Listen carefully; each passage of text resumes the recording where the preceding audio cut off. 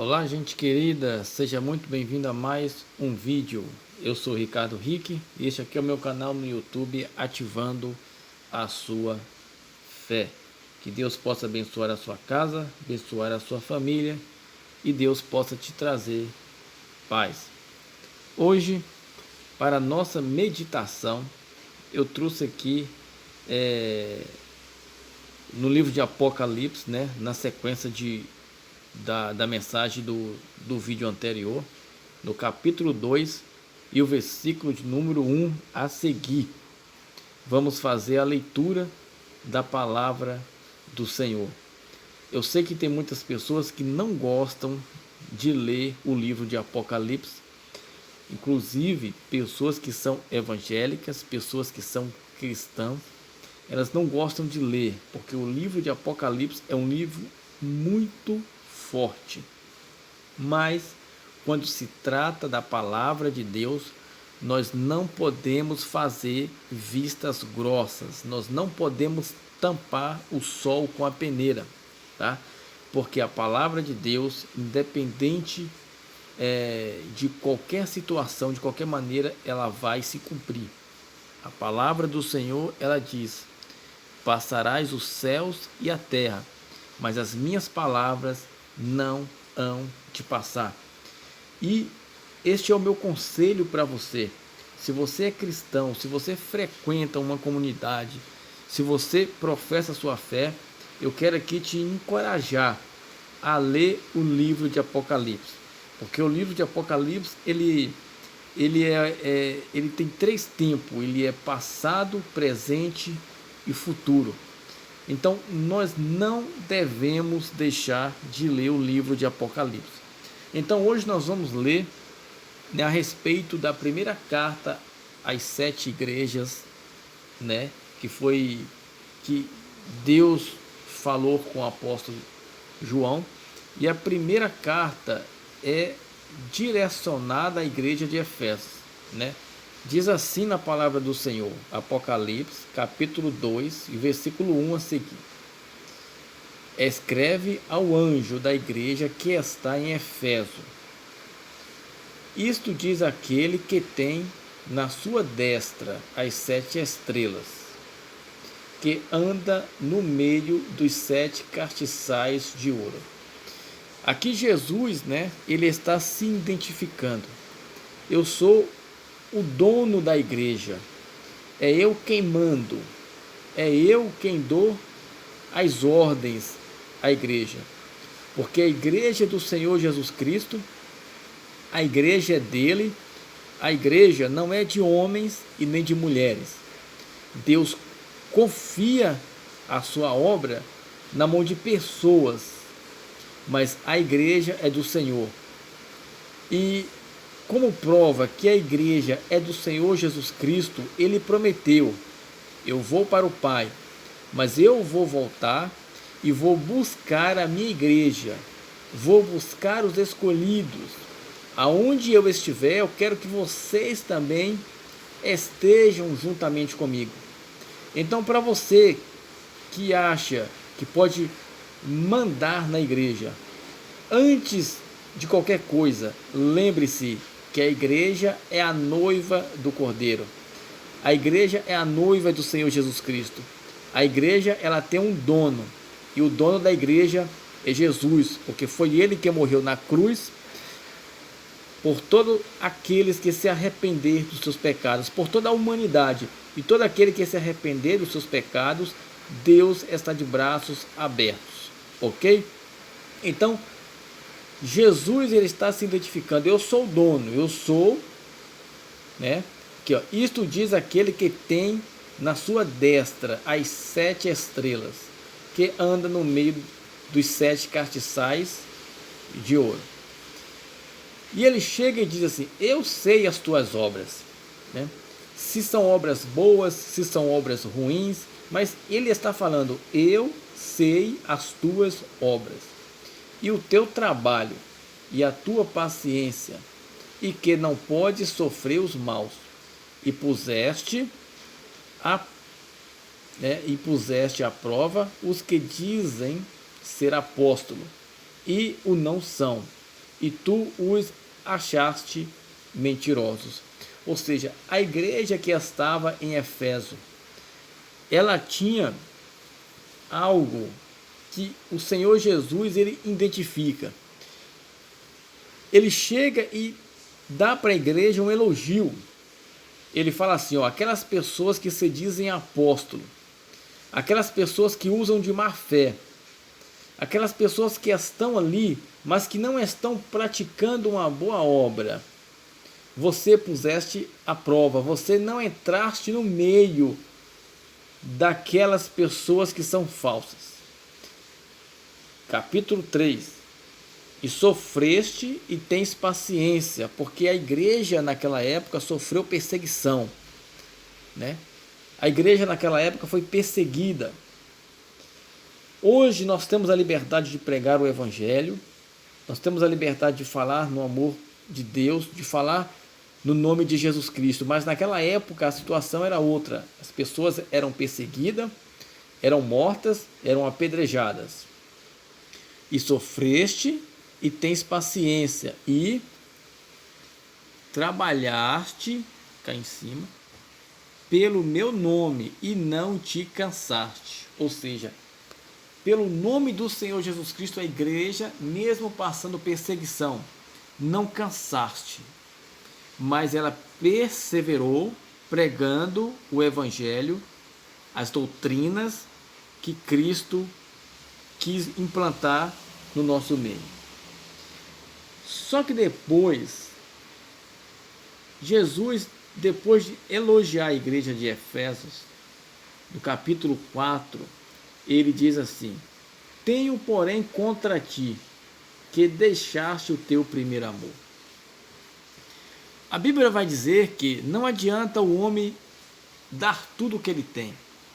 Ainda que o homem desse toda a sua fazenda, ainda que ele falasse a língua dos anjos, interpretasse qualquer tipo de língua, se não tiver amor, nada seria.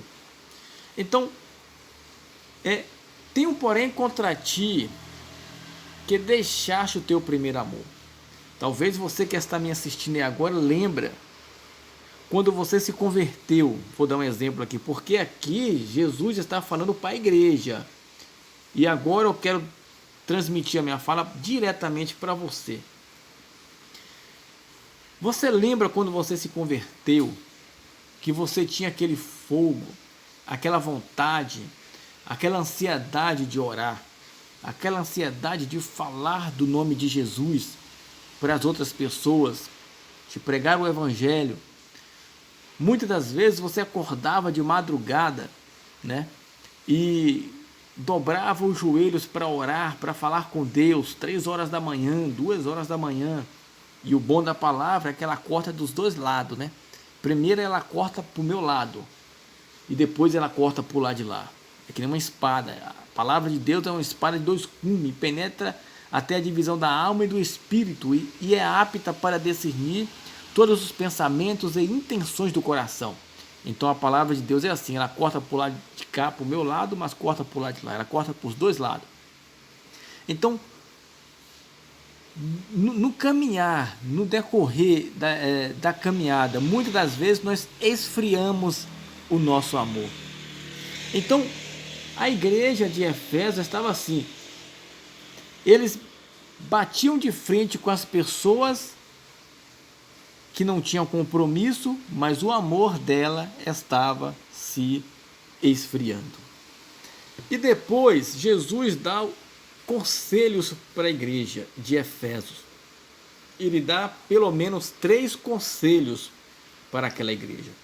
Primeiro conselho: lembre-te, pois, de onde caíste. Onde foi que a igreja de Efésios caiu? Jesus está falando para a igreja, para que ela pudesse lembrar aonde foi que ela pecou. Assim somos nós. Nós temos que lembrar onde foi que nós pecamos. Nós temos que lembrar qual foi o ponto onde nós paramos. Jesus dá uma chance, assim como ele deu a chance para a igreja de Efésios, ele dá para nós. e para a igreja também, para a congregação, para o corpo de Cristo.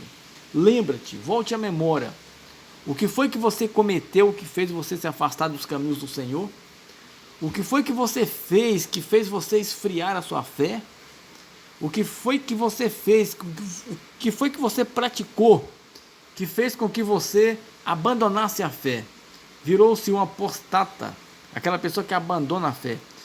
A palavra de Deus está falando hoje. Lembra-te,